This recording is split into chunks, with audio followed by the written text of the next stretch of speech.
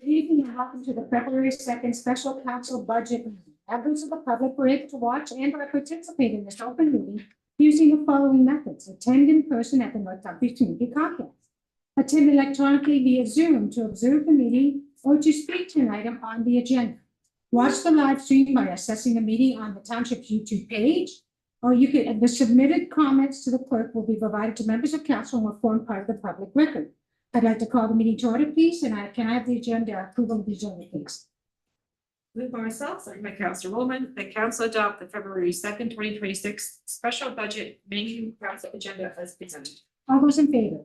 Carried, thank you. I'd now like to do the Indigenous acknowledgement. We acknowledge that the land on which we gather today is the traditional territory of the Haudenosaunee, the Anishinaabe, and the Neutral people.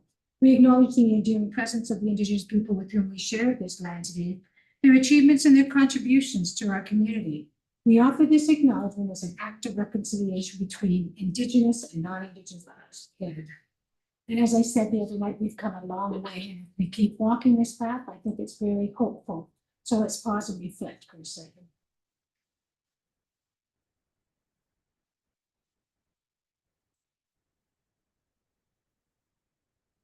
Thank you. Is there any disclosure of community interest or general nature thereof? Seeing none.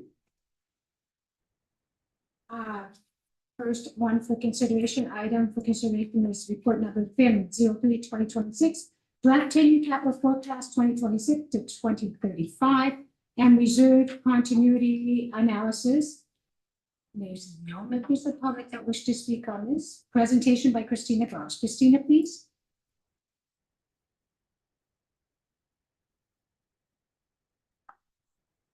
Madam Mayor.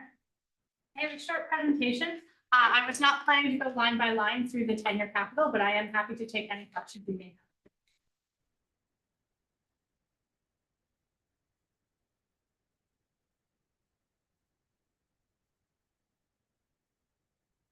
So today's session will provide an update on the 10-year capital from the last time we saw it in August.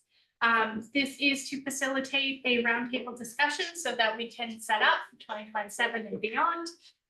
If we have not prioritized projects as council desires, this is a great time to discuss that. We are also looking to see that have we missed anything, or are there things on there that council does not support, so that we can make any modifications to the 10-year capital. Afterwards, we will be asking that you approve it in principle, and that will be our foundational document moving forward. Some of the key changes from the version you saw in August is we found out that we were successful in obtaining an accessibility grant to make improvements at the Roseville Community Center. So that has been put into the 2027 year. There is also the addition of a cricket pitch and 8 pickleball courts. We have also revised the parks and parkette design and construction costs for the new parks and parkettes that will be going in there once we have new subdivisions being built. There has also been updating to timing and cost for the road and water projects. And by that, I mean stormwater projects. These adjustments were also made to account for any market experience that we have had over the past 6 months. Overall, it's only a minor increase from the previous version that you saw, but there has been significant swings in the facilities and in the infrastructure projects. And again, that is primarily as a result of our understanding of the market and where our placement has been for that.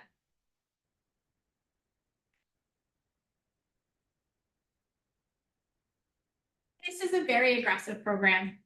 We are using all of our reserve dollars.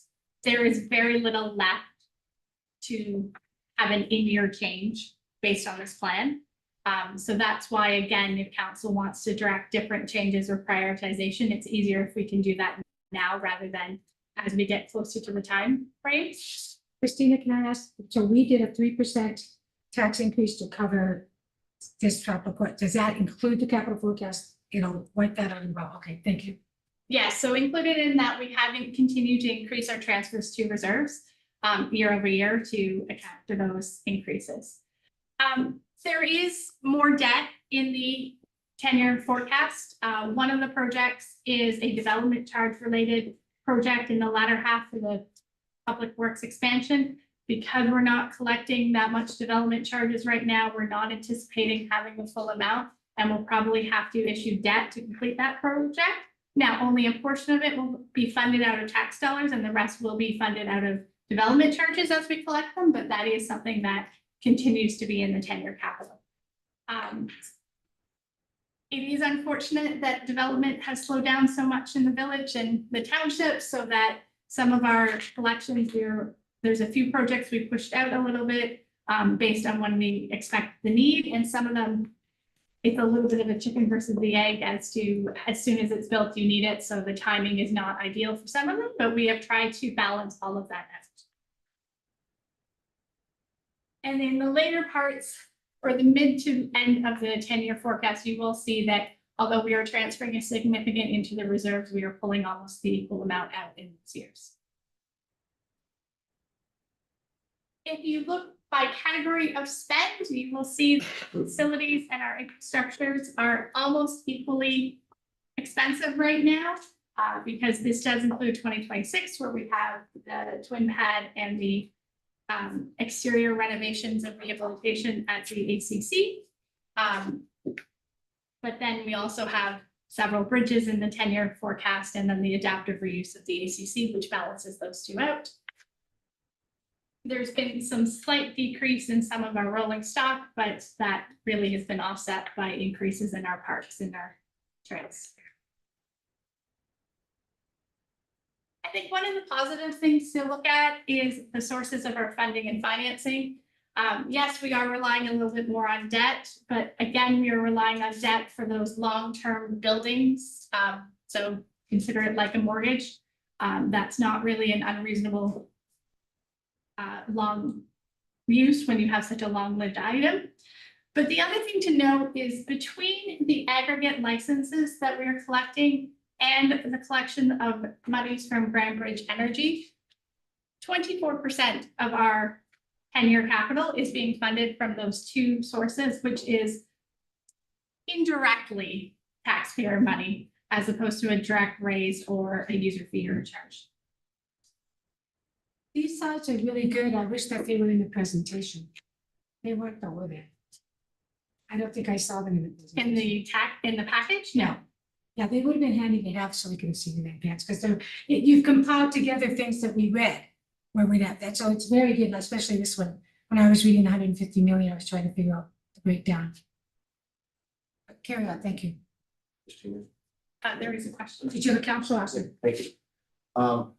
So with some of the projects that are in our 10-year capital forecast, I guess it's kind of impossible to guesstimate, if you will, any government funding that may be coming, right? Like there's no anticipation that's not calculated that approximately conservatively 15% or something like that can't be calculated, right? In the 10-year forecast, where there is a project where we will not complete it unless there is government funding available, we have put that down in the hopes that we can look for and find it. It is harder to just predict 15% is, Sure. but when we did look at our asset management plan and the funding shortfall there, we did predict, we did try and estimate how much government grants we could anticipate over that to be able to factor that into our asset management plan. For an example, I own two, will not go forward unless the government funds 90%. So, Yeah. thank you. So nothing that is in there that has a potential of funding, there's no money calculated for potential savings, right? So we have utilized the continuation of the, and I still refer to it as gas tax, but the Canada Community Building Fund money and our OCFA funding. We have used those government grants to offset in the anticipation that they will continue forward. throughout the 10-year period. So we have factored that in and we are using those for our infrastructure projects to offset those costs. CO McNeil. So Madam Mayor, just to assist Councillor Oster. So the approximate 17.6 million that's shown in that chart related to government funds, the vast majority of that is actually derived through the continuation of OC funding, as well as the gas tax. And historically, those funds have been allocated on a yearly basis to deal with our linear infrastructure system and to undertake capital projects over the 10-year forecast. We have nothing to believe that those programs or some successors to those programs won't continue, but the lion's share of our capital projects related to out of that approximate 17.6 million comes out of those two accounts. The other ones that are shown as committed are those that we have papered agreements. So the 5 million toward the net zero arena, the $1 million toward the ACC major exterior rehabilitation, and most recently, the approximate 150,000 to go toward the accessibility improvements to the Roseville Community Center in 2027. Those and the 200,000, I apologize, from the Trillium Foundation. Those committed dollars form part of that 17.6, but nothing beyond that has been accounted for because it's unknown what might be available 3 years, 5 years, 10 years down the road. Obviously, as programs become developed and or through deputations before various ministries at key intervals over the 10-year forecast, highlight one or more projects, other streams might become available, and it would only lower the burden, perhaps on reserves, taxation, debt, if we're able to secure additional funding. But we've taken a very conservative approach, understanding the landscape as we know it today. And I agree with that approach, even though we're out trying to get money constantly. Talked to the Ministry of Finance just a few days ago, right? Andy was out there, and also at MoMA, and for the footbridge again. And I stated to them that the funding we get is all good and well, but it doesn't come near or touch near the cost of what we need to maintain these facilities. And I not talked about the 3 bridges, and they said if we had written in our applications or talked to their staff about the uniqueness of the footbridge and the mandatory need for it, and that they may actually consider our grants. So CO McNeely has the staff have asked him specifically to work with them and to work on the next grant application. So it's hope. Thank you. Councilor Wells. Thank you, Madam Mayor. So looking at that pie chart, I see 20% is for development charges. With the slowdown of builds, is this going to become less and less of a pie for us as time goes on? Or are we thinking, you know, there's going to be, we're going to go back to a better spot. So we're just going to hang in there for now. CO McNeely. So Madam Mayor, the development charges are tied to specific projects.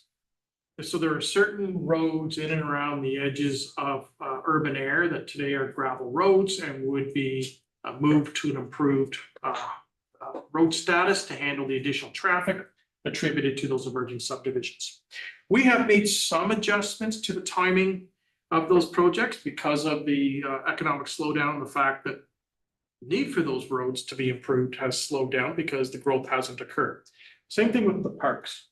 There are a series of either parks or parkettes that are proposed in various growth areas in our South Air specifically.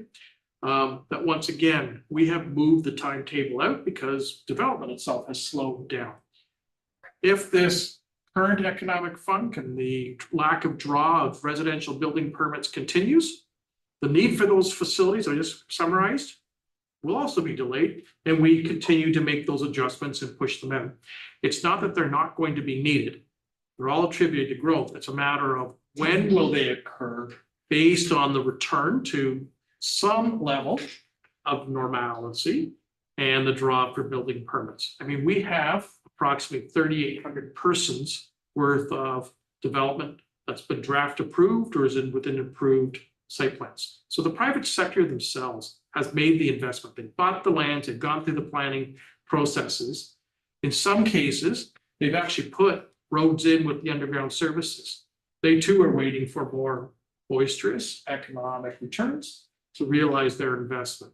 So it's not a matter of will it happen, it's when will it happen and how quickly will that return be. And that's why we continually reevaluate our 10-year forecast to reflect some of those external factors, like the economy, and what it means on one or more of our services or programs. And we make the adjustments accordingly. And to add to that, we're one of the few municipalities in Waterloo Region that have one.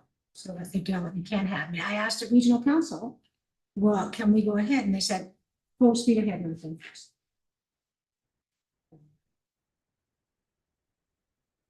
Carry on, please, Ms. Brooks. I think it's important to see this because we are moving into a period where we will have debt again as a municipality. So with the Twin Pad project, we are proposing that $5 million of debt will be issued based on a 4.75% 20-year repayment. That is just under your $400,000 repayment a year. That is combined principal and interest. And so that is where you see that starting in essentially 1 year after the debt is typically when those start. So that's where you see it in 2027.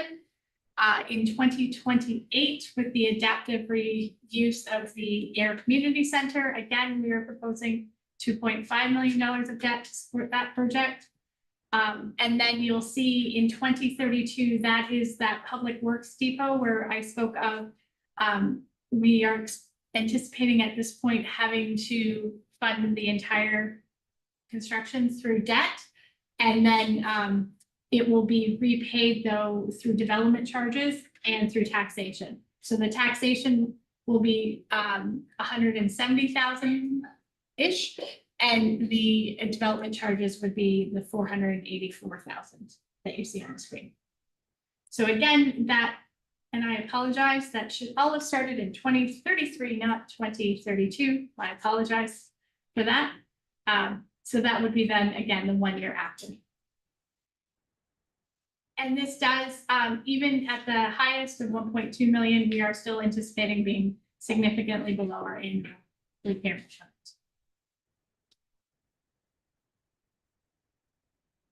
As we've already discussed, is there any projects that we should drop? Are there projects we should modify? Are there projects we should add? Do you think that's helpful? Again, I do also though just want to caution you that there are two projects that we have some workings on in the background, but we have not actually included in the 10-year capital. And that is the Air Ice House and the master precinct plan for what we are doing with that building. And then the Nifville Bridge that is currently closed to all access. Those are projects that at some point a decision should be made on them. So again, they are not in here. Adding them in would probably require changes to other projects. That is the end of my presentation. Folks, what do you want to do? Comments, questions about 10-year capital? Councilor Zilli. Please advise what page you're on, please. Sure, actually, it's something I believe that should be on the 10-year forecast, but I haven't seen on 10-year forecast. It's not on here, so I wouldn't even know where to place it. Staff would have to advise me, but it's communication with the community. Some sort of budget or line to do that. One of the hardest things I have to do is I try to communicate, and I'm sure everybody's the same way, but unless I have their contact information or have mine, trying to communicate the information to the community is a difficult thing, especially when it comes to a town hall. The last couple of years, I've been going on and putting handbills into everybody's mailboxes to try and communicate with them, because an example, Clyde, that is the preferred methodology. That's the feedback I've been receiving, is that they'd like to see something in their hands that they can respond to. Some people are not doing email. Some people will not do social media. My personal decision to make it a little easier on myself to do that and the driving around, I still might continue doing that, is to, in specific areas of the community, put up A-frame signs where I know there's places I can do that. Does communications fall under a 10-year capital forecast? No, it's actually an operating cost. That's right. That's fine. We're Yeah. still talking about the Yeah. 26 budget, but it's an operating cost. Mhm. And so if council wishes to enhance, broaden, allocate more resources to broader communication strategies, then that would be an adjustment to the operating budget to account for either materials and supplies, if it is postage, if it is coordinating through Canada Post for mail drops to specific areas. That would be an enhancement to the operating budget to account for one or more of those services. Normally, you would identify broad spectrum. You know, what does the campaign look like? What mode or methods are you going to deliver? How are we going to do it? You know, is it going to be done in-house? Is it done as a third party? Is it done in partnership with others? And then, you know, I'll call it the frequency of whatever that communication strategy might be. See, that's the difficulty today. Communication's hard all the way around. People have dropped Facebook, they've dropped other things. They're not reading newspapers. Communication is really hard today. And now our staff do an amazing job on Facebook and Twitter and all that. If you're on it, I was talking to somebody again about what about the bulletin boards we used to have? Now, we used to have one in two in your ward, and the council would make sure the stuff was up and take it down and stuff and revitalize it. We thought about that again. To the We best used of to have my- one downtown here. To the best of my knowledge, it's only been the two in Brampton, and they haven't been utilized. Since council retreat. I'm going to suggest for 7, if not 8 years. Or there's about. I don't know the success. I can't recall the success of that information and how well it was disseminated. It was heavily reliant on constantly updating information. And then obviously people going to the bulletin boards to access information. With the changes that Canada Post may be bringing about in the 26, 27, 28 time horizon, where they're going to take away, it appears, they may take away day-to-day mail delivery, and most of our rural areas receives mail at a box at the end of their driveway. We may witness more centralized community mailboxes. And, you know, maybe the opportunity would prevail itself then either at a park and or at those groupings of mailboxes to put this similar type of thing that was done in Brampton about a decade ago with those bulletin boards. That may be one means beyond, you know, the digital media. And as I said, some targeted door drops or mail outs. We had success with some bylaw related matters where we did targeted door knockers that had a fairly good uptake, but we knew the audience we were trying to capture. And it was a very defined geographic area. And so it was very effective. That may not work universally across all spectrums of communication, especially if you're doing something on a bi-weekly basis. And there used to be a community board downtown here. And everybody checked it every week to see what was going on. And again, the air news is great. We continue to have the air news. Council Joe. Just to add on to what CEO just mentioned, the reason why this has become a little bit of a heated issue for myself is that the previous deliverer of the Canada Post mail to Brampton would allow us to temporarily, or I would remove the signs as well. There was a cold stop and really aggressively, like, we will not allow this anymore. And I don't think that's really good media and good social interaction from them if they want my support at least. I'm pretty frustrated with that, so that's why I was, before I put it up and be down within a week, like every time. And now it's that we've lost that capability.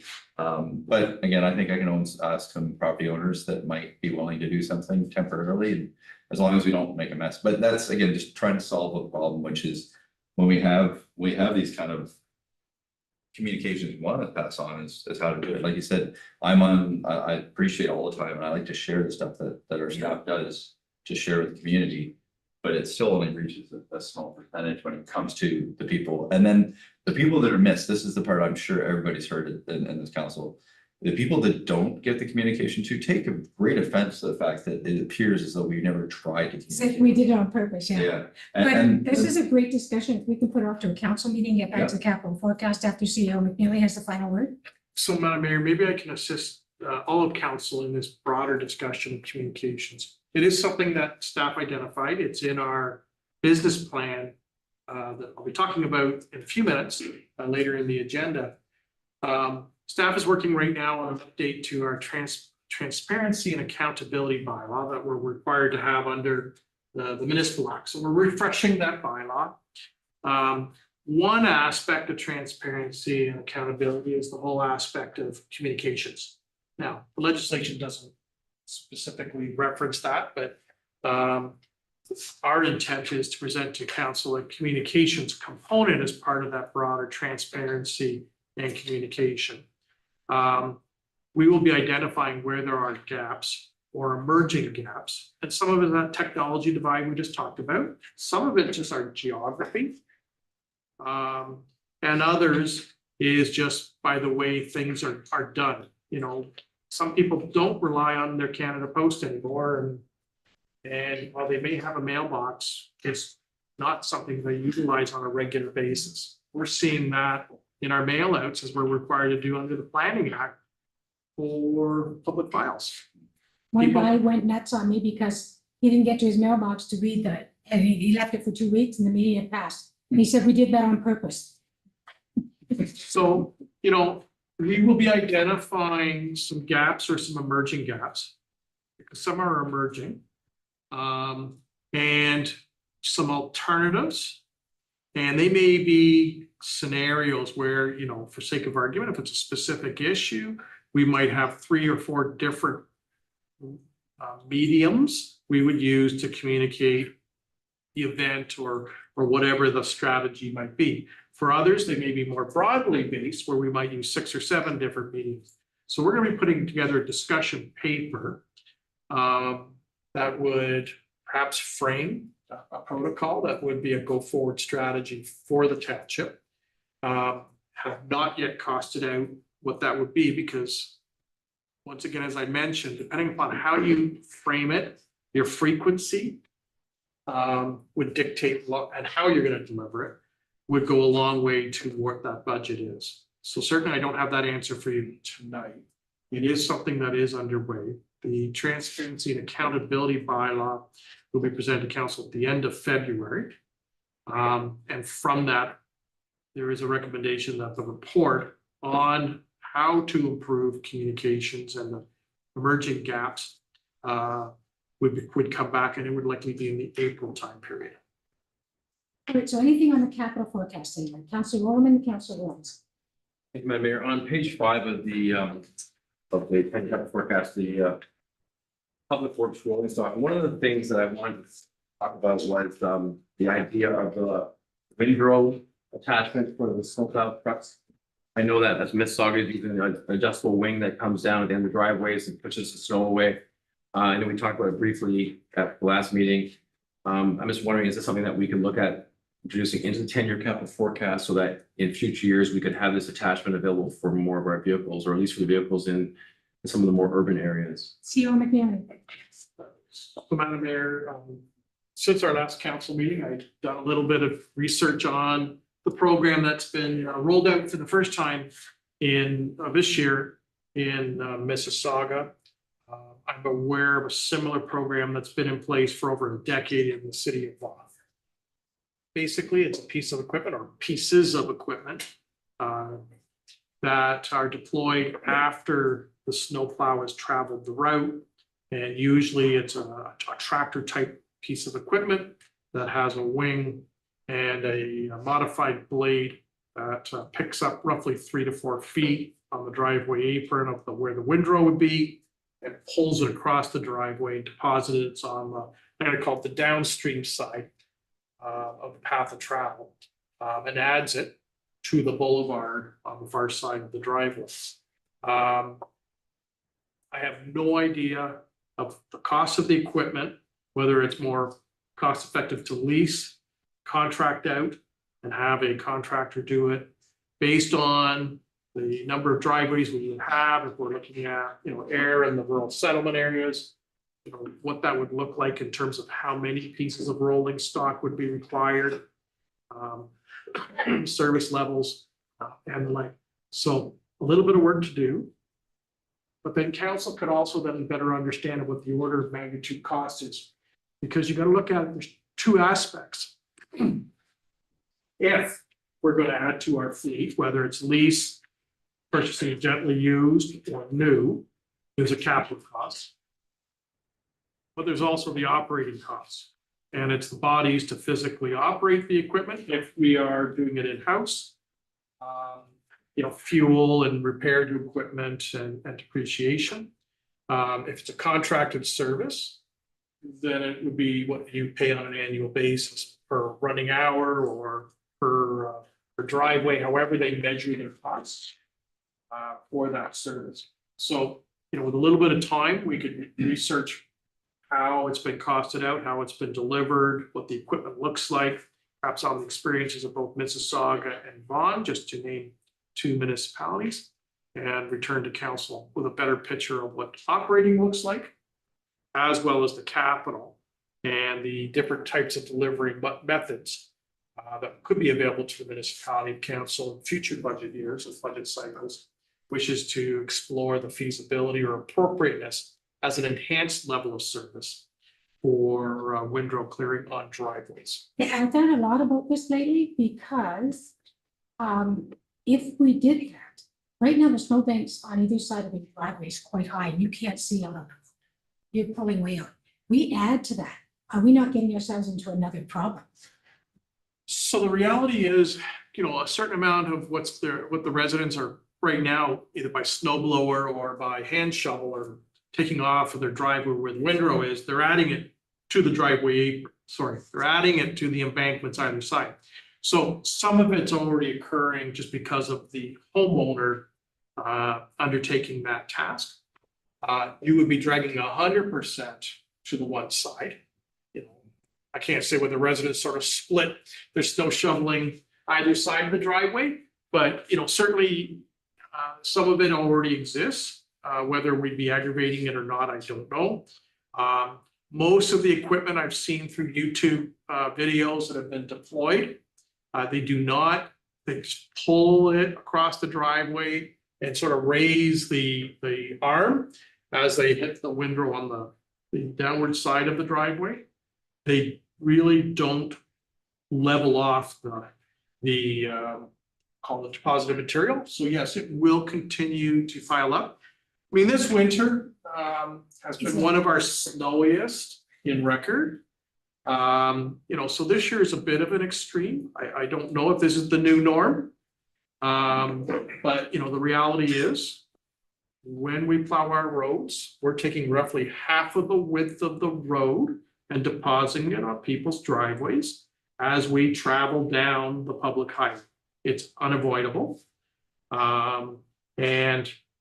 Unfortunately, if it keeps snowing and we take a second or a third pass on that route during that snow event, some people might be going out a second or a third time. Others may be tackling it for the first time, but it could be the equivalent of 2 or 3 passes because, as snow is accumulated, we have been out and there is no other way for us to plow a road other than to push it to the side of the road, which includes those driveways across that approach. But we can, if council wishes, to delve a little bit further into this. It would be an enhancement to existing service levels. There would be a new cost burden attributed to it. And council, based on the fullness of the information, could make a decision whether this is something in future budget cycles would be entertained.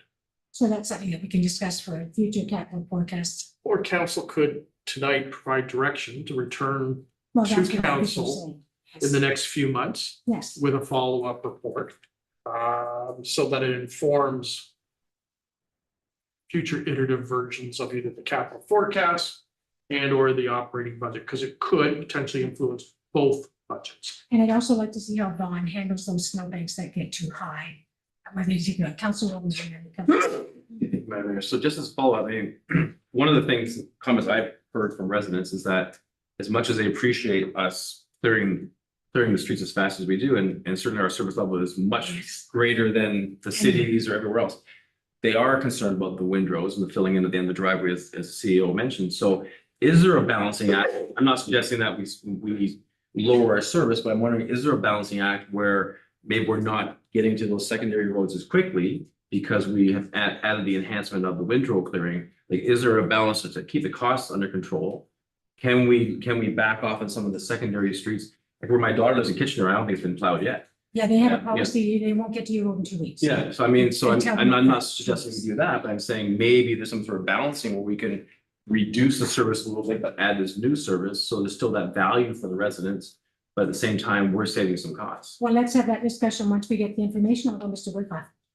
Madam Mayor, if I could, part of our challenge, Councillor, is we have CVOR, which is our requirements to the ministry. So the staff have to have a period off between, so for example, we use them to not plow a road and do the clearing on the windrows, for example, they would still need that time off, so we wouldn't be able to get to those streets, secondary streets, for like another day. So that's a complete change of service level that council would have to anticipate, and I think that's something that residents would have to, you know, I don't get. think they'd be happy. Well, you'd potentially be clearing a windrow on a street that's not plowed. Yeah, And I don't know how you would do that. So I think we have to look at the sequencing of it, how you would do that.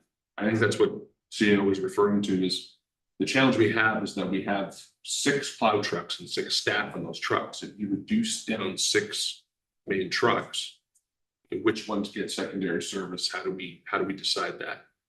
But it changes the service level. So part of our challenge is coming back to council, reporting back to council, would be understanding what service level council is anticipating. Because this is difficult for us to estimate. If we're doing windrow clearing, you know, how soon after the plow truck goes through would you expect to see the windrow clearing happen? Stuff like that, just so we have an anticipation of what we need to do, because we're probably talking secondary crew, secondary equipment. These don't attach to a plow truck. The plow is so far in front of you, you couldn't see the driveway as you go past it. So the arm, that's why they use front end loaders. Because they can see, they're up higher, they can see, it's closer to the vehicle, so we just need a little bit of understanding of the service level before we can report back to council. that's the worst. What page, please? Thank you. On page 10, there's another item here about 3 for Reedsville Road and another 4 for Grant Waterloo Road. So I have 2 questions related to these. These are split out differently than they were last year. And I was just wondering if that was the result of trying to take a segment or approach a little bit more because of the various bends and creeps and goodness knows what all is going on there. But I was also looking at the item, the second question would be, so I just want clarification on that, but our second question was just around the Reedsville Road, Brentwater Road. So now that's up to $6 million in 2030. That's a pretty significant amount of monies. And is that something that we do have reserves for, or is that something that we have to go into debt for in order? CEO McNally. So Madam Mayor, there's 2 questions in there. The first is, council may recall that we have already got design drawings and we're about to go to the marketplace for the first section of Brant Waterloo Road from Trustler. Sorry, apologize, from Swan Street to Charlie Creek. Right. And that's 26 deliverable. Yes. Council may also recall that we brought to council back in the late spring, early summer of 25, a report about doing a class environmental assessment and preliminary engineering design for Reedsville Road. And we changed the scope at that time as part of that analysis to do all of Reedsville Road from Wrigley to Brant Waterloo Road. And then we went back to Charlie Creek, where we're leaving off with that first assignment to bring us through the intersection at Reedsville Road. And then to a point just to the east of the hill, past the intersection. And that was done, that modified framework was done for two key reasons. One, the environmental systems that frame both Reedsville Road and that section of Brant Waterloo Road in and around Charlie Creek, because it's all one ecological system. And so the environmental assessment would look at how we would build a road, what alternative designs might exist there, so that we don't have a negative impact on that environmental system. The other is the safety aspects of the intersection of Brant Waterloo Road at Reedsville Road. And so we're partway down that hill. And as we improve a road, think of going from gravel to asphalt, the road speed, well, you may not post it at a higher rate of speed. Vehicles will travel the road at a higher speed because it's a better road surface. And we're very, very concerned about turning movements at that intersection because of the limited sight lines, specifically to the east, to a lesser extent to the west. So part of that road project could look at additional lands that would remove the intersection from that existing location and shift it to the east so that we're on top of the ridge and you would have better sight lines both to the east and west. So the costing at approximately $6 million in 2030 from a construction perspective, part of that's indexation based on very preliminary work that was done in 25. And the expanded scope of the work being that portion of Brant Waterloo Road built into the Reedsville Road assignment. Mr. Ross. Oh, sorry, and yes, it would be fully development charges because it's a growth related project. And today we do not have those funds in our account. The premise is that as development returns, development charges are collected, and the question will be based on all of the other public works related projects, will there be sufficient funds in the account? And as we can see from the reserve continuity analysis, as we move into the back end of this decade, the draw upon our development charges with certain capital undertakings exceeds our projected cash inflow. Ms. Fox. I was just going to highlight that line for you. That is only the public works line on this page that Yes. goes negative. However, we have spent a lot of our development charges. We do need to have development start again to have the timing of this be accurate. Anybody else?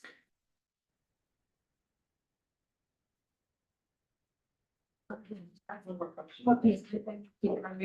On page 13, it's just around the cricket and the 8 pickleball courts. Is this factoring in the placement of like a cricket pitch and these pickleball courts will require quite a bit of space? Do we need to also be factoring in land acquisition costs in order to put something like that together, or are we assuming that one of our newer development parks would be hosting these types of activities? See on the page. So Madam Mayor, both the cricket pitch and the pickleball courts are in as a place marker. They're consciously put in as a place marker because we're embarking upon the update to the development charges bylaw. And because of growth, if we identify certain growth related projects in our capital forecast, then we are eligible to discuss them as part of the background report to inform future development charges. And we have a significant portion of these two projects attributed, not exclusively, but attributed to development charges. As it relates to this footprint of land required for the pickleball courts, it's equivalent to basically 2.5 tennis courts. If I was to look at Schmidt Park as an example, because they're a relatively compact form. And yes, the intent is it would likely be in one of the future emerging parks that would be constructed as part of future subdivision approvals. The cricket pitch, however, is a much larger spatial footprint, and it's roughly by land area, not configuration, but land area, equivalent to about 1.5 full-size soccer pitches. And that requires additional lands. And the question becomes, is it additional lands that might come to Township Council through major gifts? Does it come to the township through land dedication under a Planning Act application? Or is it outright purchase of land by the township as part of a larger, and I call it parks and open space strategy? So the land component is not identified in here, just the physical design and construction, because the other opportunities are sort of being assessed right now in terms of preferred location and the vehicle to secure those lands. But we have to put them in to justify the development charge. You can't say, oh, we're gonna collect this much in development charges and not say what it's for. It has to be predetermined. We're charging development charges so that 10 years down the road, we're gonna make the pitch. And we need to build that money over the 10 years. So that's why you have to have it in your forecast. Otherwise, you can't collect development charges for it. Yeah, Councilor Ross. Yeah, just a follow-up question then, Madam Mayor, to the cricket pitch. So I understand we don't exactly know where this would be placed, but at what point do you foresee us, like, it's like, 2029 is not that far away. Crazy, but it's true. I'm hoping that council will see move forward before June Okay. on a major gift opportunity. Thank you. Don't you love it? Back in the door now, Andy. Any other questions, councilors?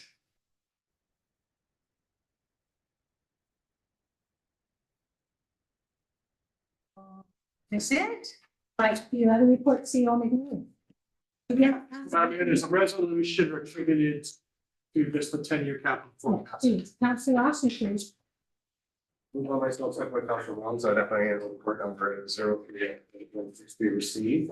And the council adopt in principle 10-year capital forecast 2026-2035, which is to be utilized to inform the township of North Dumfries' future financial capital budgets and ongoing planning financial analysis. All those in favor? Hearing, thank you. All right, see you on the news. So I do have a PowerPoint presentation that's just being loaded up as we speak. Yeah. So it's important to provide some overview and context as to why we have business plans and what the purpose is. Business plans have been prepared for each of the departments. We do this on an annual basis as part of the budget process, and there's always a revolving 3-year forecast for each of the department business plans. Our business plans themselves, the information flows out of the township's corporate strategic plan and some key deliverables or goals the council identifies as deliverables. And it helps us in the development of the annual operating budget, 5-year staffing forecast, the annual capital budget, and of course, the 10-year capital forecast. We constantly update the business plans. So not only do we add a year annually to have that 3-year perspective, but we also recalibrate and retool key aspects of the individual department plans to reflect both internal and external factors that affect North Dumfries, and specifically at a department level. This keeps the documents relevant, but it also, because they feed into our budgeting process and our 10-year forecast, it keeps aligned with those other documents. And so elements that might influence a business plan would be things like new legislation. It can, at times, provincially or federally, influence how we do business or what our new obligations might be to align with one or more pieces of legislation. Obviously, the economy, we're witnessing that right now. This is a national matter of importance. It's felt all through Ontario, and specifically, if I look at the manufacturing sector, southwestern Ontario. It influences, drives our economy in terms of residential housing starts, where growth is occurring, uptake of our employment lands, and the like. That then affects growth management, both our population forecast, the timing of that growth, both for residential and non-residential growth. Technology constantly influences the way we do business. Artificial intelligence will continue to have more significance in terms of how we deliver certain services as an aid, as part of our day-to-day business practices. All of this information is put through the lens of the business plans to ensure that they remain relevant and they can inform internal matters in terms of how we do our business. So the business plans are designed to assist the corporation to deal with changing circumstances, ensure that we continually to have that multi-year focus, and that we are sequencing priorities in the right manner, including coordination with external partners. And it ensures integration amongst our departments, because something in one department can have an impact on another department in terms of how they deliver tasks or when they might deliver a task. For each department, we identify the constraints, other challenges for each department. This gives you some context as to what we're wrestling with as we develop our plans. And then we identify goals in terms of deliverables for each of the departments, and we break it down by each year in the 3-year forecast. The business plans themselves, we're part of the draft 2026 budget book that was released in December of 2025. And if anyone is interested, they don't have a hard copy, it is available on the Township website on the 2026 budget page.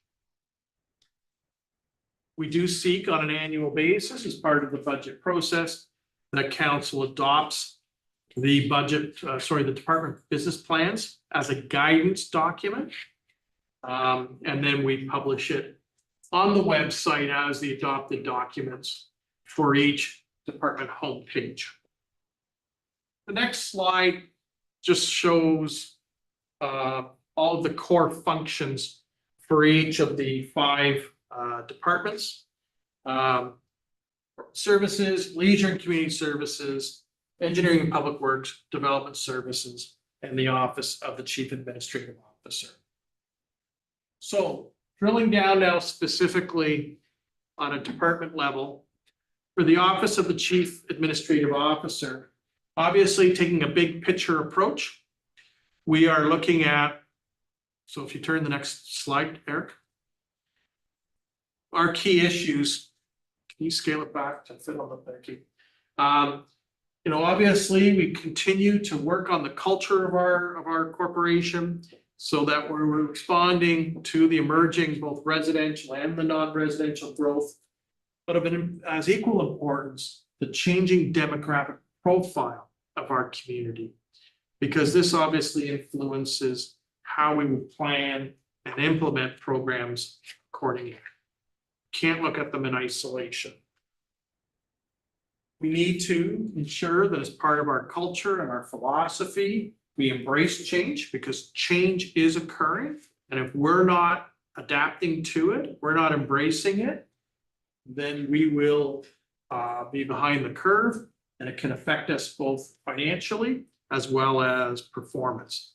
Secondarily, it might influence our responsible approach to being sustainable and undertaking things in an environmentally responsible fashion. And obviously, we're very much interested in desired outcomes to align with whatever the original goal or objective was of one or more of the programs. We do have to acknowledge, and I mentioned this just a moment ago, the reality of the regional economic climate. And we are tremendously influenced locally by the larger Ontario Canadian economy, the world events, and the events and uncertainties occurring globally. The tariffs, significant influence across Canada, but they are specifically important in the context of Southwestern Ontario, given our large manufacturing sector. We are always conscious and aware of Township Council's previous commitments to reduce greenhouse gas emissions, aligned with the Transform WR program. And we are looking at that in ways of rolling stock, retrofits to our buildings, how we approach construction of new buildings, as well as the need to harden our current linear infrastructure system to deal with the impacts of climate change.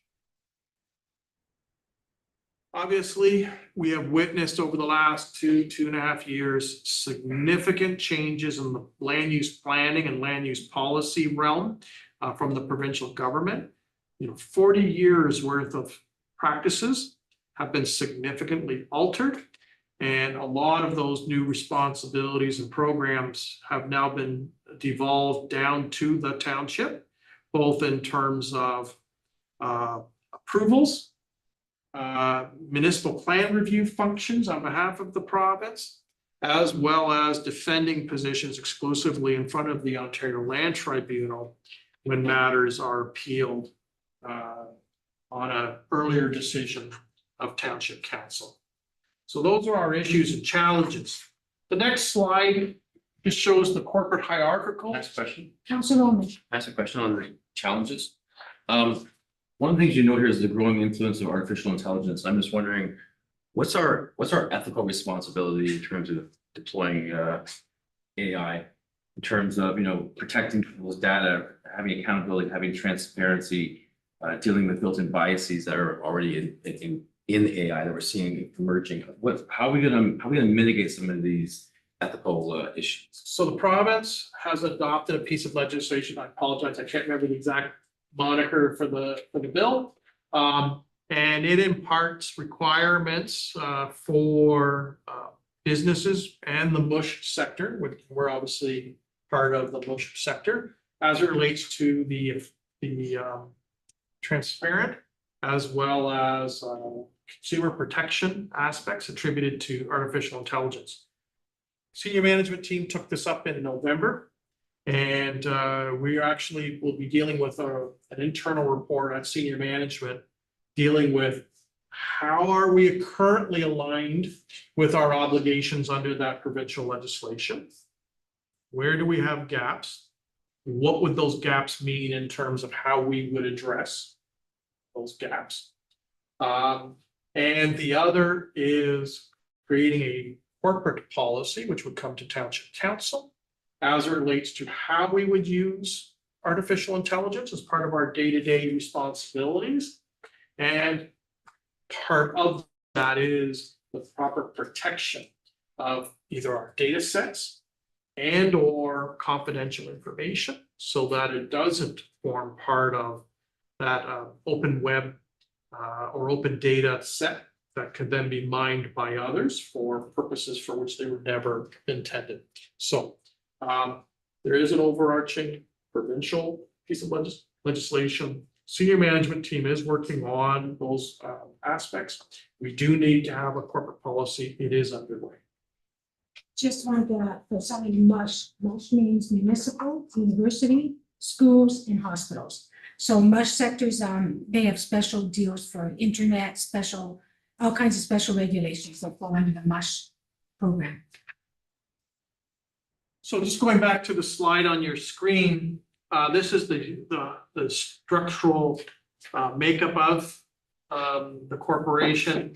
Obviously, mayor and council is at the top.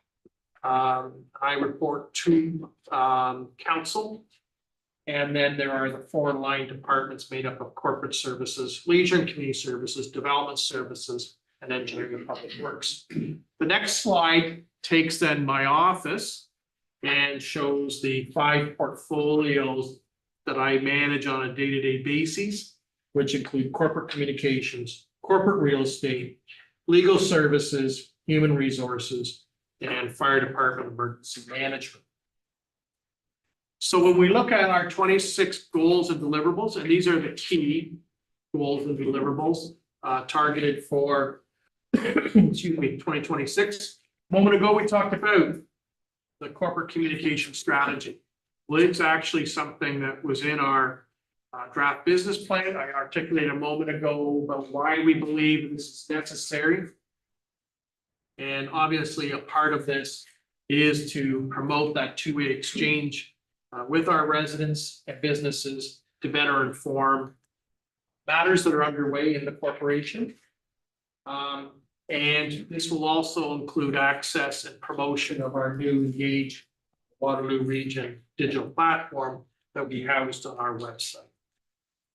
The next thing is, and this is an ongoing arrangement, there's a partnership involving the region and the 7 area municipalities.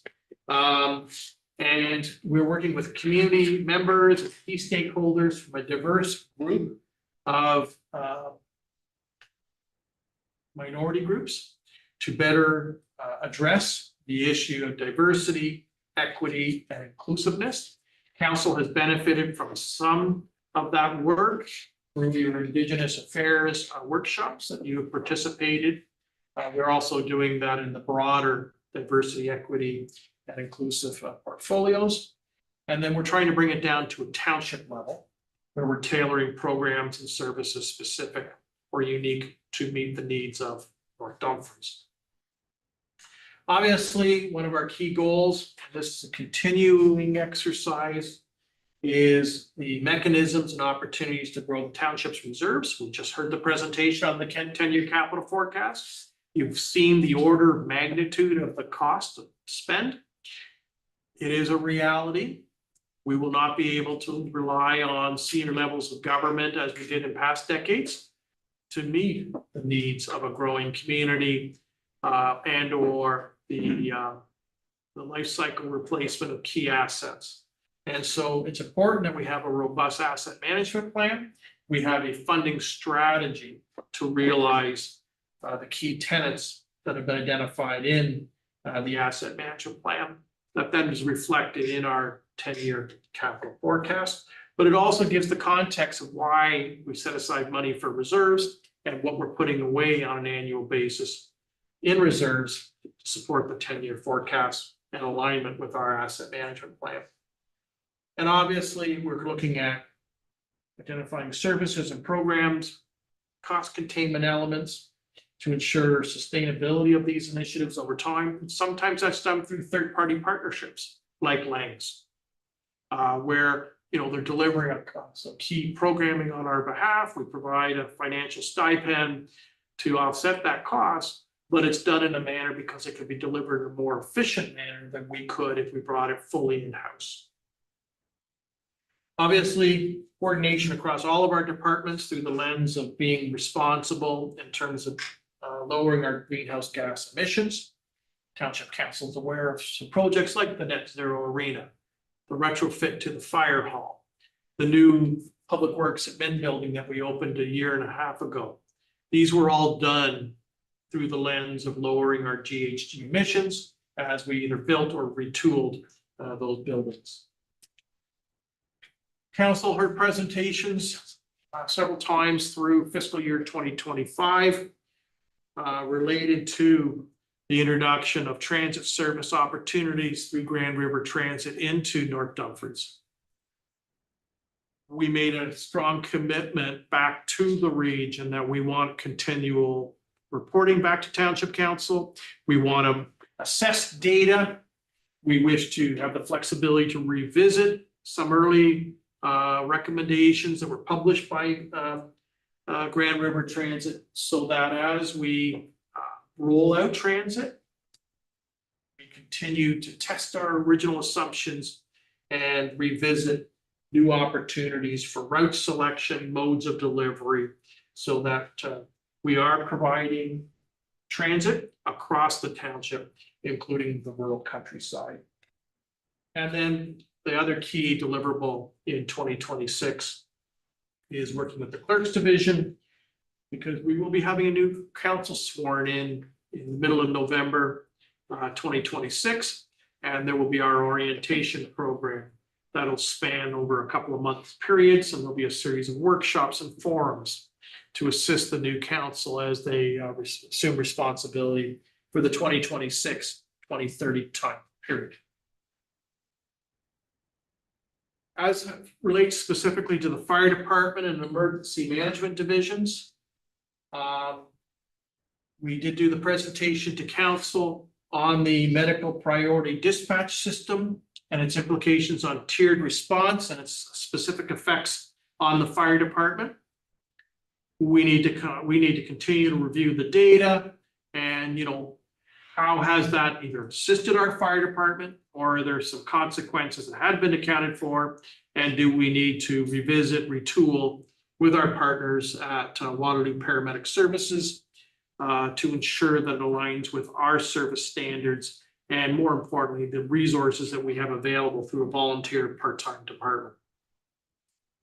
Fire prevention, we have been going through the program of training through curriculum and certification for new individuals to add to our fire prevention division to complement a senior member that decades experience. Because the growing list, either by legislation or regulations, new businesses and insurance companies wanting fire prevention inspections before properties are sold or transferred, as well as our obligations to reduce fire risk through proactive public education and fire prevention tools, places a lot of stress on a part-time volunteer department. So we're growing our pool so that we can disperse that growing workload over a greater number of people. We obviously need to continue to grow our public education and our outreach. This is one of our key pillars to reduce fire loss and fire risk. But it is also important as we look at a changing built form in our community. And that built form can be multi-tenancies within homes and ensuring that they're done properly. In some cases, is adaptive reuse with certain buildings to once again ensure that the public is properly aware of their obligations and why we go through these processes. We have a volunteer part-time department. We heavily rely on our volunteers to deliver our training program, maintenance of our vehicles, fire prevention, as well as fire rescue suppression. We only have one full-time member, largely responsible with administration and management. As the community continues to grow, it places additional pressures on our part-time volunteer firefighters. And so we're always having to revisit our level of service because we do not want to burn out our volunteers. And with that goes the next component, constant changing provincial legislation as it requires for certification of our fire personnel through the training curriculum. And this places additional time on training, writing tests, going through practical tests, capital related to equipment, and obviously the dedication of their time. We have to find that balance so that we do not overburden our fire personnel. With our fire personnel, we have to attract the right kinds of people. Goes beyond more that are physically fit and community minded. It's when are they available? You need that balance between business day, evening, weekend, overnight. And it's trying to find that mix so that we've got appropriate coverage 24/7, 365. And then the general principle of elevating emergency management into the culture of our corporation. Emergency management is largely dealt with by the administrative staff. They staff the core functions in our emergency management plan. It's not part of their day-to-day business activity. And so through training, running exercises, it has to become part of their culture so that in the moment of when we need to activate the emergency plan, they're familiar with their role and can fulfill the objectives in a seamless fashion. So when I look at the 26 key goals and deliverables, obviously it's the constant monitoring and assessment of the current tiered response with medical services to ensure that we're properly utilizing our personnel and resources. We're going to revisit how we deal with our public engagement to make sure that our time and efforts are appropriately focused. A communication strategy that we talked about a few moments ago will be one of those planks. We have in our senior levels an aging group of senior officers. We have been working consciously on identifying candidates to go through the curriculum of NFPA 1021, Company Officer 1 and Company Officer 2. And then we've been putting them into lieutenant positions with the intent that they would migrate through the ranks as senior positions become more available. But we're going to have to do this again because we do have some retirees coming up. And some of those lieutenants are going to be moving up to captains. And so now we need to bring the next round of lieutenants on board. But succession planning has been something that we've been focusing on in the fire service starting about 6 years ago.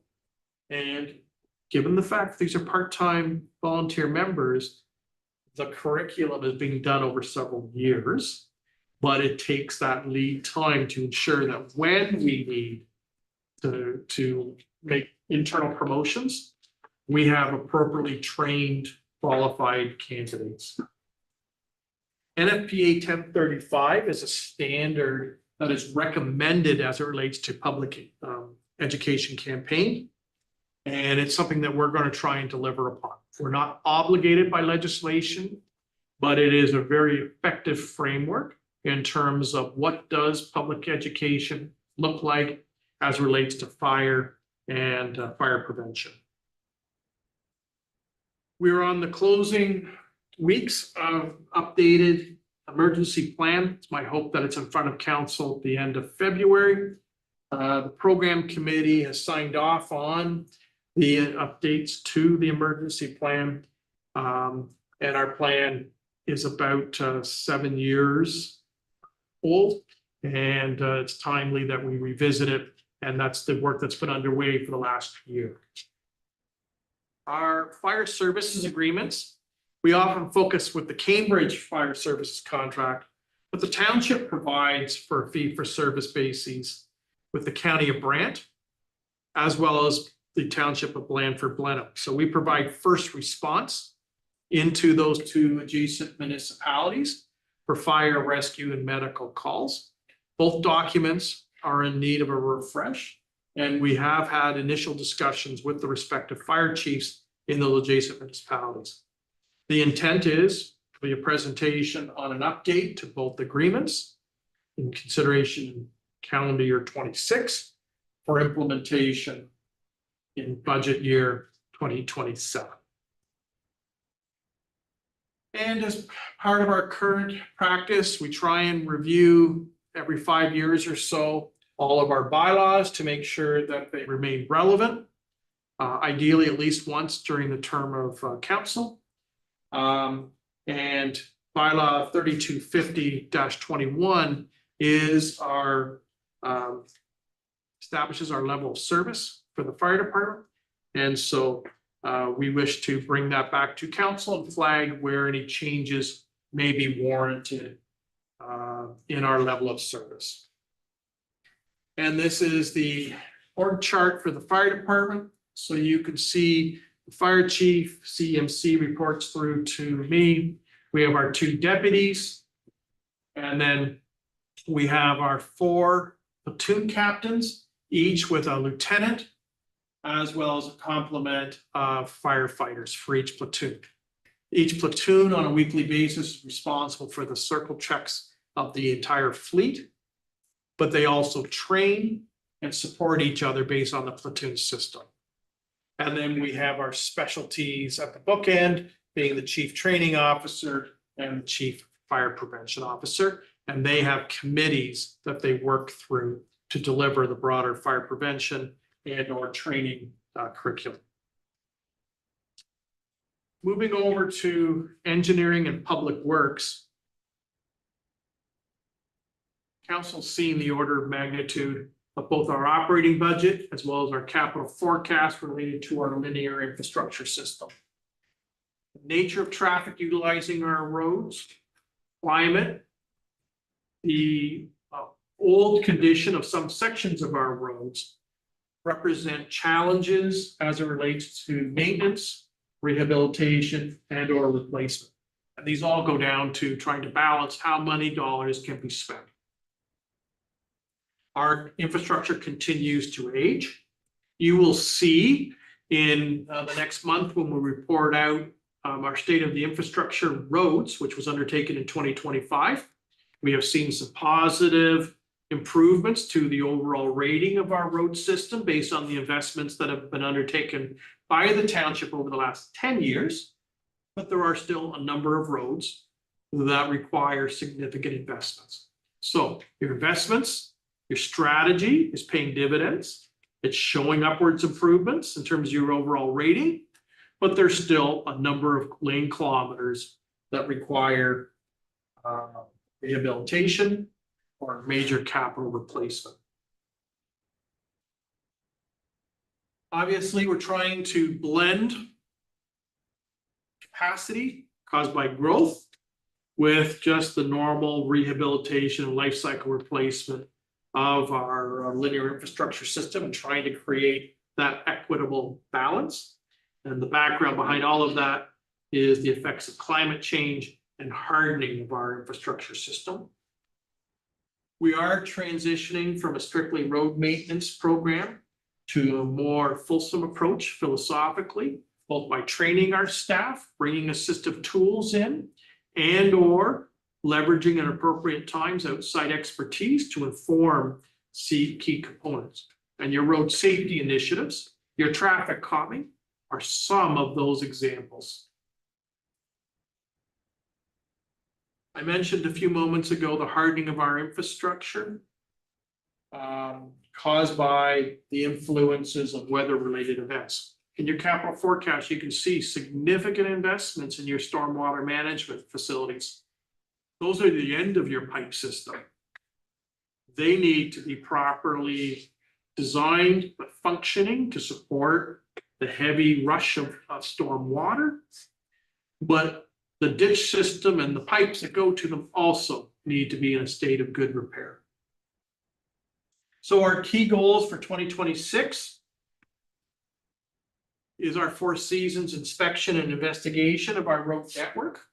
We are using now road patrol system, work order systems. They're all digitally utilized by operators in vehicles on a daily basis. It informs a central database, triages and prioritizes our work program. Excuse me. But it's also then utilized as a risk management tool in the event that claims are brought forward for accidents or damage that might be done to a vehicle or slip and fall on a sidewalk, whatever the case may be. So last year, we brought to council a roadside brushing policy. And this year, it's the boulevard tree management. We've got a significant inventory, thousands of trees in our roadside, rural settlement, urban. And it's now to create a boulevard management program as to how we're going to maintain our inventory and what does that look like. the review of local streets within air and make recommendations to council on areas from no parking and or parking on one side of the road. There was a discussion at our last township council meeting, but this was already in our business plan for 2026. The discussions 2 weeks ago focused on 2 sections of roads, but as I indicated to council, it's an issue across urban air. And then this whole aspect, as we develop new infrastructure, we need to be proactive to account for climate change. And so the development manual that we were working on last year, one aspect was not only in the design standards to ensure that from an operations perspective, when infrastructure was put in the ground, it was something that we could service, but it also took the lens of preparing ourselves for constant change in our natural environment caused by generally a warming and more heavy precipitation events, microbursts, and extreme swings in the weather. We'll be reviewing, and this will be done in consultation with legal counsel, our templates for both site plan control agreements and subdivisions so that all the appropriate practices, safeguards, and benchmarks are properly accounted for to protect the best interests of the corporation going forward. And we have our biannual report on our bridges through the OSTEM analysis, which assesses all of our major bridges and large culverts that are over 3 meters in diameter. A few times we've talked about how we wanted all 7 municipalities to do planning regulations and consistency. Will this fall under that? So we have done that on the planning side. Right. Related to our processing mapping, our terms of reference for technical studies. No, the subdivision agreements are very, very unique to the individual municipality. Okay, thank you. Because of the standards of council, the types of infrastructure we might have, maintenance periods and the like. And the next picture just shows the org chart for engineering and public works. So it's obviously led by Mr. Raycroft in his role as the director. We have 6. We have a picture is missing 2 positions. We have a supervisor of operations under the director. And then there is a lead hand and then the 6 operators. And then our operator seasonal is actually 5. Because we added to do the sidewalks and the internal parking lots. And then we have our engineering technologist who deals with our capital program, as well as the administration of our subdivision agreements and site plan agreements.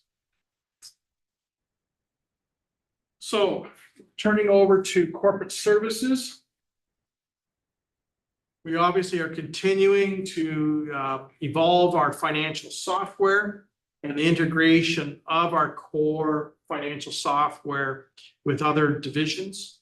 And specifically over the last year, it's been working with recreation through our contracts and our fees charged for ice rentals or room reservations, planning and building portfolios. And obviously this continues with further ongoing development and training, and it's finding the appropriate time blocks to ensure that all staff are current in those practices.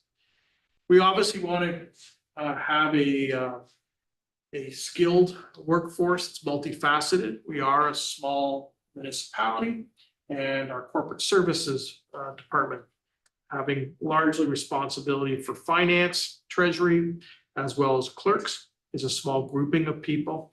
And so, it's job sharing, certain responsibilities, backfilling on vacations or absences. So it's that multi-skilling of people, but it's also bringing forth new techniques, leveraging technology and adapting to change like artificial intelligence. Our records management, both paper and digital, is a long-term objective, and we have made great strides over the last 18 months, bringing that into a standardized system. It is making access to documents more seamless. It is certainly assisting us when we are accessing information on freedom of information inquiries, just to name two potential benefits coming through this records management aspect. Obviously, we constantly are evolving and assessing where do we have technology gaps. And that could be at a training level and or software level. And we need to ensure that we're always looking at it from the context of improving efficiency and productivity. Productivity is probably the biggest aspect. The more we can leverage technology, the more productive it makes us. It may mean that having the ability to delay certain hires down the road. The whole aspect of asset management, we've talked about its importance as part of our 10-year forecast.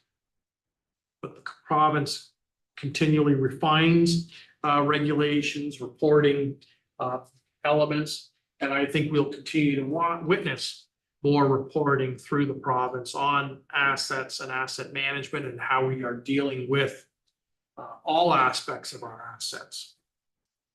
So our goals in 2026 for the corporate services division are continuing with our corporate records management program and digitizing or archiving of those files. We're going to be preparing and delivering a 2026 municipal election. And as council is aware, based on earlier direction from Township Council in 25, we are doing a hybrid. We are doing a multifaceted hybrid. So we are having both internet-based voting as well as in-person. And for the in-person, we've got advanced polls as well as voting on election day. And so Township has a very comprehensive municipal election program. And with that is extensive writing of policies and protocols, training staff to deliver, as well as liaison and coordination with, where appropriate, services or contractors that have been retained to deliver the voting list, as well as the internet portion of the municipal election. We're going to be incorporating the e-commerce aspects into our corporate website. So in 2025, we modernized our website, made it AOVA compliant. And our last component is to bring the e-commerce aspect in so that financial transactions, building permit, paying parking fines and fees, can now, registration for recreational facilities can actually be done through a secure portal using a third-party vendor, but through our website to grow our customer service opportunities so that people don't always have to align through our open hours of the municipal office or here at the North Dumfries Community Complex. We're going to be updating a series of bylaws, the election sign bylaw, sale and disposition of surplus property bylaw, as well as our procurement bylaw to make sure that they continue to be relevant in the context of today and looking to the future.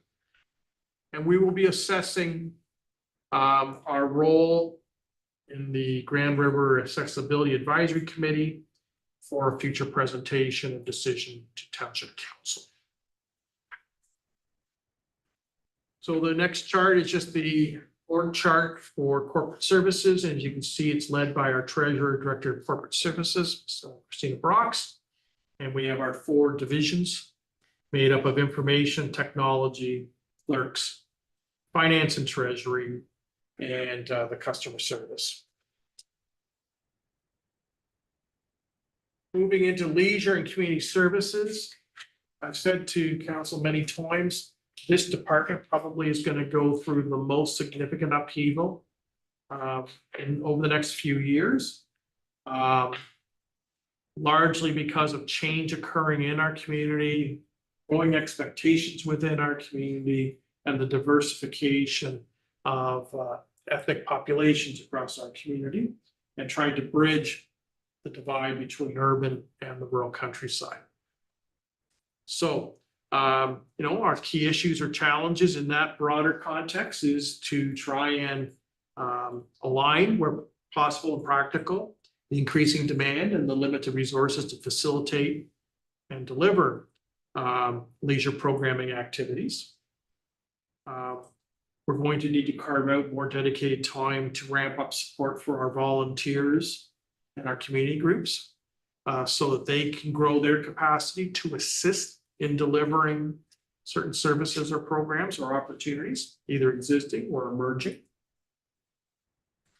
Leveraging our software to better assist our public in understanding open slot that might be available for rental, whether it's indoor space and or outdoor space. Establishing memorandums of understanding with municipal partners or private sector or non-governmental organizations, not-for-profits, community groups, to assist us in the delivery of a wide range of leisure services programs. We don't have to deliver everything.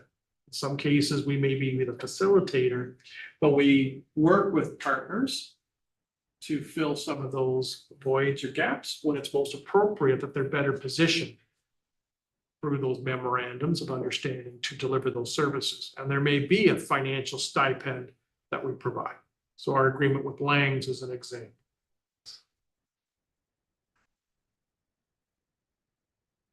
Continuing with our key issues and challenges, it's, looking at our staff complement, a better understanding of, what and when and where do we need to expand our staffing complement in leisure services as we respond to new service levels, programs that may be embarked upon by Township Council, perhaps arising from one or more aspects of the leisure services master plan. We've talked about growing our footprint in the rural countryside and the rural settlement areas as it relates to pop-up opportunities for leisure programming, whether it be indoor or outdoor. And then in some cases, we may have to develop partnerships with third parties to have the appropriate bricks and mortar space to deliver one or more indoor programs in our rural settlements and or rural countryside, because we have a limited built environment outside of urban area. So some of our key goals in 2026. Council did the restructuring back in August. It went into effect January 1, and we've reestablished this community program and engagement division. So obviously it's getting that process underway. And obviously largely will be flowing through the leisure services master plan and the key implementation aspects that were articulated in that document. But it's also to get us ready for the 2 new community rooms that will open with the opening of the Net Zero Arena in Q1 of 2027. Everyone focuses on the arena, but with that come 2 good-sized programming rooms, which will assist tremendously with indoor opportunities. And then obviously we have the longer-term opportunities through the pending adaptive reuse of the former arena space, because remember the arena as we know it at the ACC would cease with the opening of the new twin pad complex. And then we in our forecast, we've identified opportunities to create a gymnasium-like space in the area occupied by the current arena. Once again, broadening a wide range of leisure and recreation, both active and passive, that could occur in that space. Excuse me. Council will recall that in 2022, we adopted a 4-year strategy of taking aspects of the leisure services master plan and broke it into a multi-year deliverable.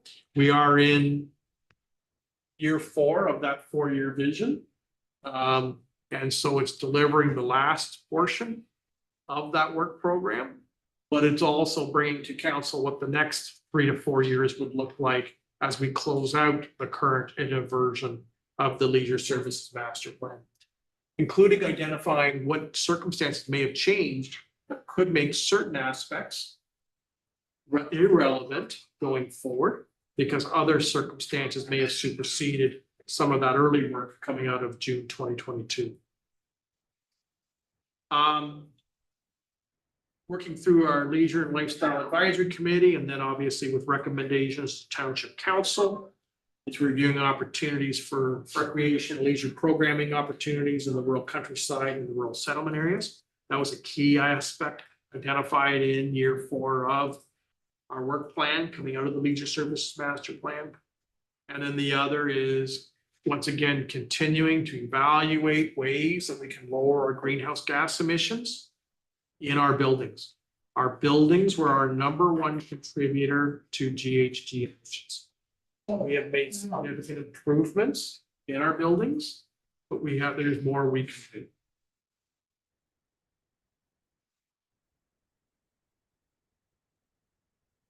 We have been in front of both the communities of Branston and Roseville at different points through 2025. In the latter part of 2025, we actually presented to council a concept for Branston. We still owe to go back to the community in Roseville on a concept plan to close the loop with the community. But the intent is in both Branston and Roseville to return to them to talk about what 2027 could look like. And as we prepare tender documents for the back end of 26, that will go to the marketplace to facilitate a 2027 construction schedule at both locations. And then we talked about volunteer capacity and trying to grow our volunteer capacity or attract new people into volunteerism. We're having early discussions with external parties. The Waterloo Region Community Foundation, Madam Mayor and I have had a couple of meetings with the executive director and CEO about what role they might be able to provide. It's not unique just to North Dumfries, but across Waterloo Region in terms of growing volunteerism and providing certain skill sets to volunteers. And so those discussions continue. That may be one avenue to deliver that program. But if we're going to be successful in having a wide range of opportunities, whether it be events, festivals, whether it be advisory committees, whether it be community-focused organizations, growing capacity, developing the next generation of volunteers is going to be critical to our success. We cannot afford as a municipality to be everything to everybody. And so partnerships with community focus groups, partnerships with third-party entities, not-for-profit or non-governmental, the private sector where appropriate. It's that holistic approach that will allow us to deliver a balanced and sustainable leisure and recreation focused program. And just to give an example, so I had a very enthusiastic volunteer wanting to be involved with the library. They said they could get a famous photographer out, a bunch of other things. Since she's been working with Brooke and with the library headquarters, her programs have been sold out, every single one. It's gone phenomenal. Really, really taken our library from an empty library to a real active focal point. So what you see on the screen is the org chart for the Leisure and Community Services, led by the director, and council's aware of this. It'll be released publicly tomorrow, but it'll be Kelly Stice in her role as the director of Leisure Services, replacing Karen Winters through her past retirement. Development services. We've talked a little bit about the implications to the changing dynamics of land use planning and policy development affecting land use planning. Seismic change brought through the province, and obviously largely it's been absorbed by the area municipalities, including North Dumfries. Gives us great new opportunities to plan for our community, but it also places challenges on the municipality. We have been working with our partners. This is going to Madam Mayor's comment about trying to standardize with the other area municipalities. We have been working with our 6 area municipalities, so across the 7, so the other 6 area municipalities. It's tightening up our process mapping and means and methods to streamline the review and approval process, so that if you're doing work in one municipality, in theory, you should see the similar requirements in terms of process charts, approval points, required studies, terms of reference for those studies, and the like. And this was, we mentioned this to the province, they're quite pleased. Because, working together like this is essential and easier for developers. It's gonna be the same way in Kitchener, Waterloo, Cambridge, as it will be in North Countries and Phoenix. So other challenges or issues facing development services is the climate change. We've talked about that. And we have a role in our land use planning lens to create more sustainable neighborhoods. And so it is looking at how do we account for that in our planning program as we try and reduce greenhouse gas emissions. So looking at our goals and deliverables in development services for 2026, we've been working with Watson and Associates on our growth management model and the associated residential and non-residential modeling through to 2056. And all of that information will work its way into our new official plan. We speak to how much land more do we need, what's appropriate densities, mix of uses. And then that feeds into our development charges study because it goes to number of homes, types of homes, and the square footage of future employment in terms of built form. We are in the final stages of our discussions related to the new official plan. We've had our initial rounds of discussions with a couple of key government agencies. We've had an initial round of discussions with our First Nation partners. We do have an agenda item later today that might change those terms of reference in discussion paper number 2, depending upon what direction council wishes to go. But the intent is to finalize those terms of reference and issue them to the marketplace to retain a consultant. So the work that's underway by Watson Associates would plug into the new official plan exercise. We need to refresh our zoning regulations for ancillary dwelling units.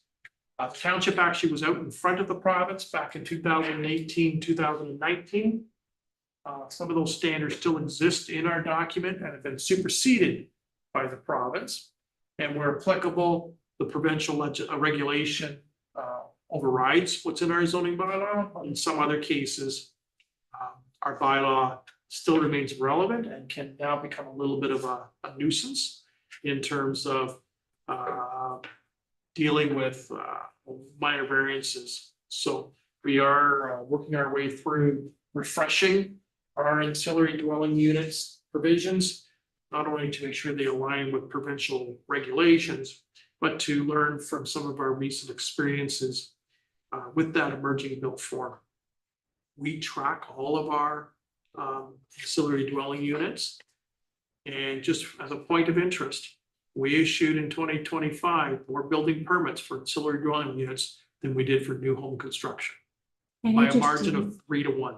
And it's interesting that auxiliary, the region didn't plot auxiliary developments. So the water uses that were going to the auxiliary homes as well.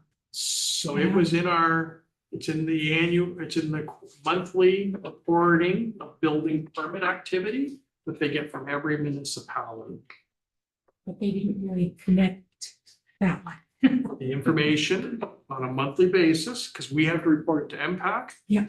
And also to CMHC.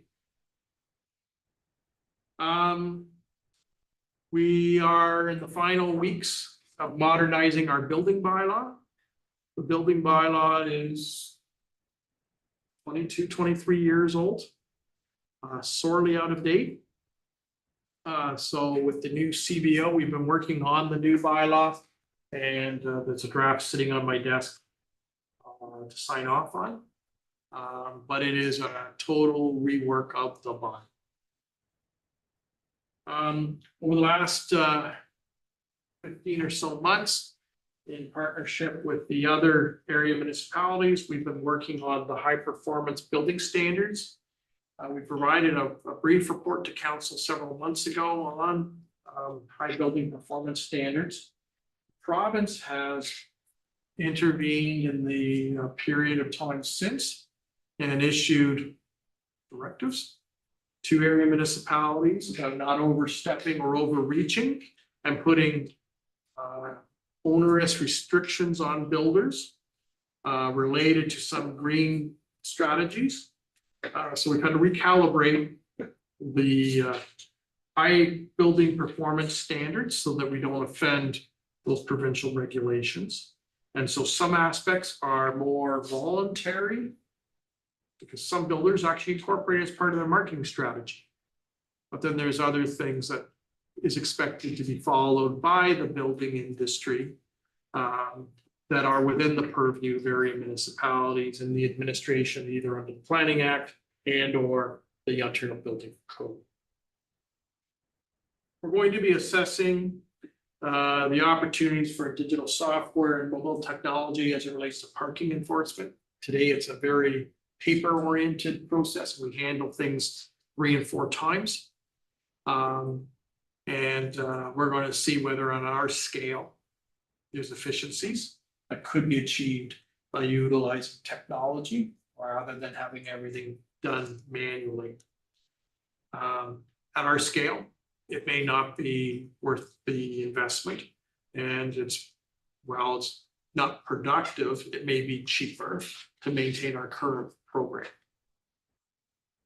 We're going to be updating a series of bylaws, salespersons, hawkers, and peddlers, our whole gamut of all things dogs, off-road vehicles, parks bylaw, and the sign bylaw.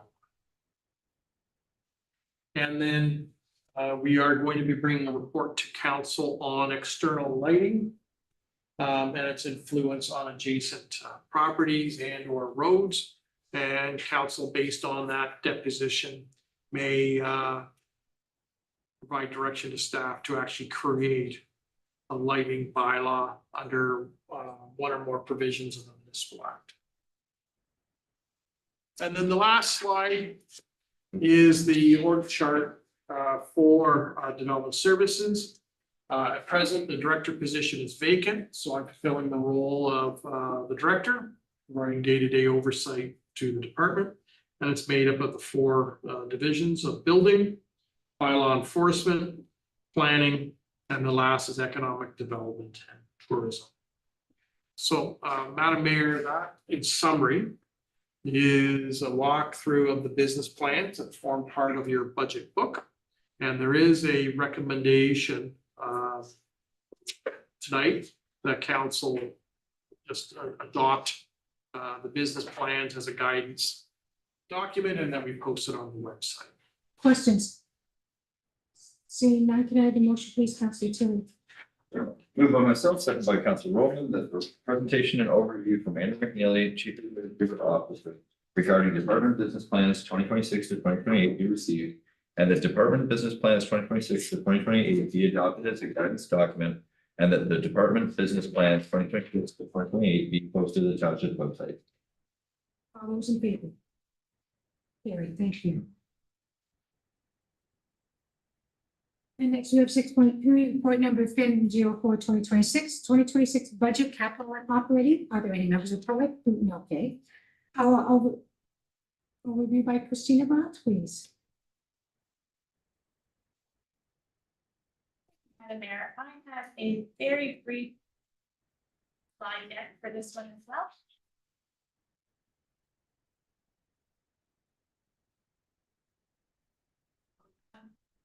You may recall that back in August, you set the guidelines for us to bring in the budget at an increase of 5.5%. And that is what is in front of you. And with all of the changes or discussion points, we are still at that 5.5%. As a reminder, I can only control 26, and we as a group can only control 26% of the total taxes paid to us. The rest of it we pass along to the region and to the various school boards. So again, your assessed value is not your market value. Do not take what you just bought the house for and multiply it by the tax rate. That's not how that works. You have to go back to what it was worth in 2016. This does have the impact of on our rural residents of $75.43 on the average assessed house of $455,000. And once you factor in the air special rate, it's $83.50 for those who are in that section. Again, this hasn't changed from what we had previously provided to you. And our capital is, again, for this year, the majority of it we're spending on our leisure and community services because we are updating both arenas and building the twin pad, but there is a lot of road work that we are still undertaking as well in the year. I'm happy to take any further questions, and then it is up to you if you are ready for the approval of the budget. We will be back in April with the actual tax rates. We can't do them now because the region sets the tax policy for all of Waterloo region, and they typically pass that in March, and then that is when we get our actual tax rates. That is the end of my presentation. Within the report as well, there are 2 items for you to consider. Both the heritage studies in discussion paper 2, as well as some more information about possible timing or slight adjustments to the funding for the twin pad of the ACC. So this is all in the one motion? Yeah. Oh, 2 different motions, okay, yeah, right there, 4 different motions. So the first one, has everybody seen the motion?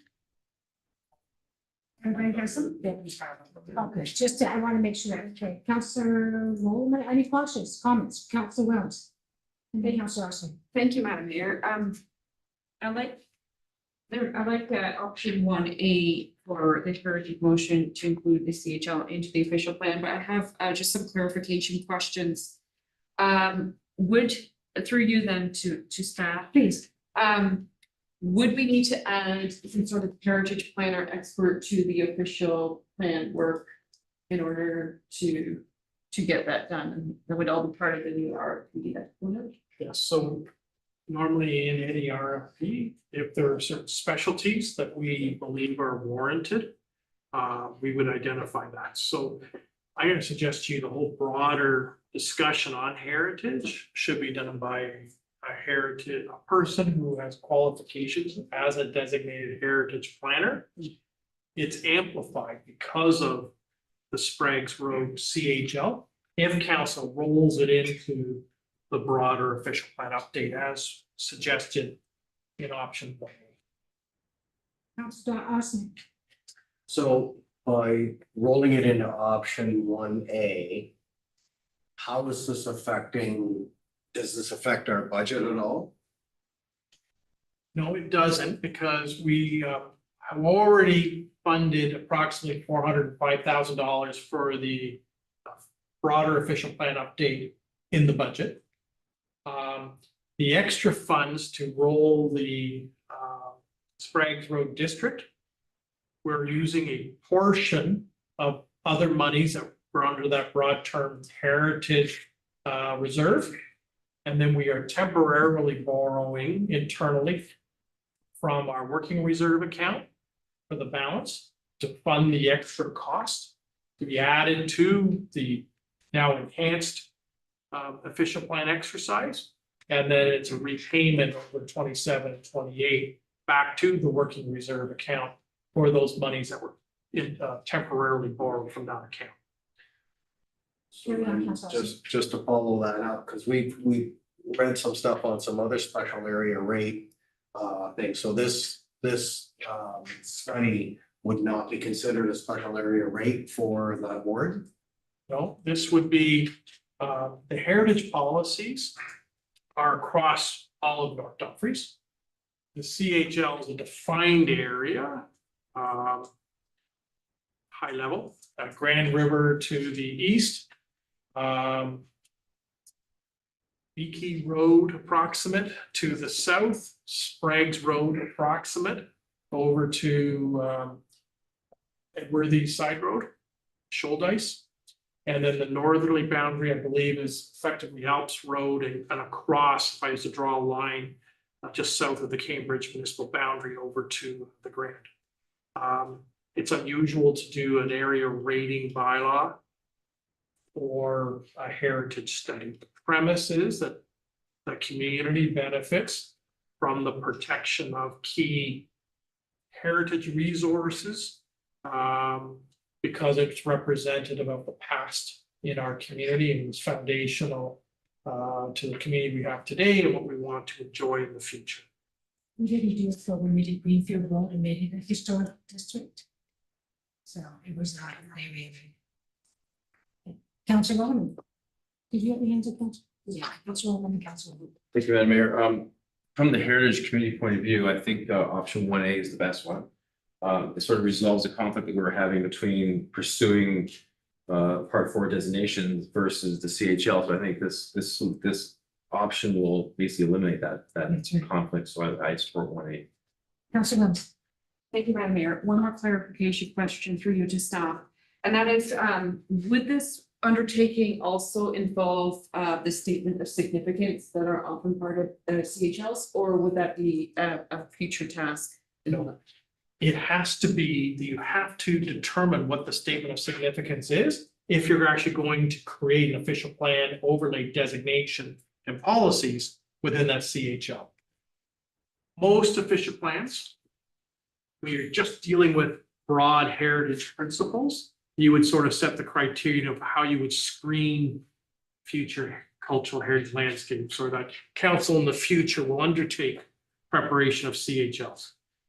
The moment you actually create a designation boundary and you do it as an overlay and then you set a strategy, you have to have demonstrated, for lack of a better term, that there is actually elements that are unique, that warrant protection, and then it informs how your range of policies to shape and protect against impact or mitigate against impact for whatever those identified statement is, and or those elements that are unique to that set. No further questions? Councilor Roman, please. Moved by myself, by Councilor Williams, that the 2026 capital budget be amended to add the following 2 heritage resource projects with the following funding sources. Sprague's Road District CHL be included as expanded scope of work for the official plan study. Official plan project cost revised $460,000. Funding sources for the additional $55,000 expenditure, transfer $32,745 from the Heritage Reserve account, and temporarily internally fund the $22,255 from the Working Reserve account and transfer this amount to the official plan study. The intent is that the temporary internal transfer will be returned to the Working Reserve account over the 2027 and 2028 time period, and that the work program for the Part 4 designated heritage properties be established as follows. Part 4 heritage properties cost $84,770. Funding sources $17,515 transferred from the LAC Reserve account and $67,255 transferred from the Heritage Reserve account. All those in favor? Carried, thank you. Is that closed off the LACAT account? Yes, but there's an annual contribution. From the Griffin Estate? Okay. Next motion, Councilor Osner, any questions on this one, on the fireworks and the activity? Councilor Osner. One quick question, and I'm trying to find it again here. But basically, what's the materials and supplies, 6,700. I'm sorry. The material supply increase, what is that for? So we are proposing to retain 2 paid duty WRPS officers to help traffic control at the end of the evening, to get vehicles off the site and out into the network. That's part of it. And the other is for the extra dollars for some more children entertainers, inflatable games, materials in that respect. We're finding that costs have gone up. So the overall budget allocation for Canada Day is the same. We're just reallocating how that spend is between fireworks and material supplies. And we've had discussions with our wholesaler in Trenton when we get our fireworks. And he basically has indicated for the allowance, it'll be the same show as 25. Any further questions? Can I have a motion, please, Councilor Osner? Moved by myself, second by Councilor Tilly, that draft 2026 operating budget be amended with the following revision for the July 1st Canada Day event. Fireworks material supplies, 22,000 reduced to 18,000, and activities material supplies, 2,700 increased to 6,700. All those in favor? Carried. Thank you. Okay. Where are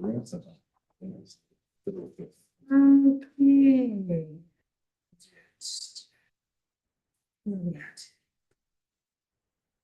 The Cambridge boundary adjustment, are there any questions or comments? Seeing none, can I have a motion, please, Councilor Jones? Moved by myself, second by Councilor Holman, that staff be directed to return to the council meeting prior to May 1st, 2026. With any updates on the Cambridge boundary adjustment and the associated transfer of funds associated with the provincial decision on this matter. And that in the consideration of the follow-up report, if necessary, council will consider an amendment to the 2026 capital budget to provide for any applicable bridge funding related to the delivery of the net zero arena twin pad project at the NDCC and the major exterior rehabilitation of the Air Community Center. All those in favor? Carried. Thank you.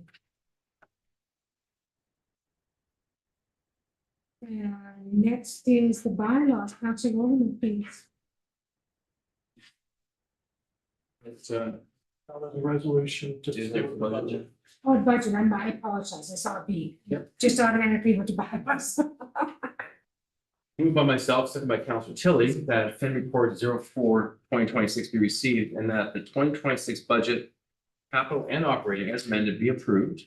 And that bylaw number 3617-26 being a bylaw to approve the Township of North Dumfries 2026 budget with a tax levy of $9,002,499 plus $160,117 for the air special area levy be presented for first, second, and third reading at the February 2nd, 2026 meeting, and that 2026 municipal tax rates be approved following the Regional Waterloo Council adoption of the 2026 tax ratio policy. All those in favor? Carried. Thank you. Now the bylaws, Councilor Holman, you in a row. Moved by myself, so by Councilor Wills, that the following bylaws be read the first and second time. Bylaw number 3617-26 being a bylaw to approve the Township of North Dumfries 2026 budget, and bylaw number 3618-26 being a bylaw to confirm proceedings of the special council meeting held on February 2nd, 2026. All those in favor?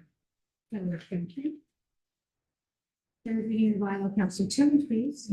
Moved by myself, second by Councilor Alston, that bylaw number 3617-26 and 3618-26 be read a third and final time may be signed and sealed by the mayor and clerk. All those in favor? Carried. Thank you. And the adjournment, please, Councilor Wills. Moved by myself, seconded by Councilor Tilly, that whereas business before this council meeting has been completed at 8:02 PM, and be it resolved that this meeting adjourned. All those in favor? Carried. Thank you.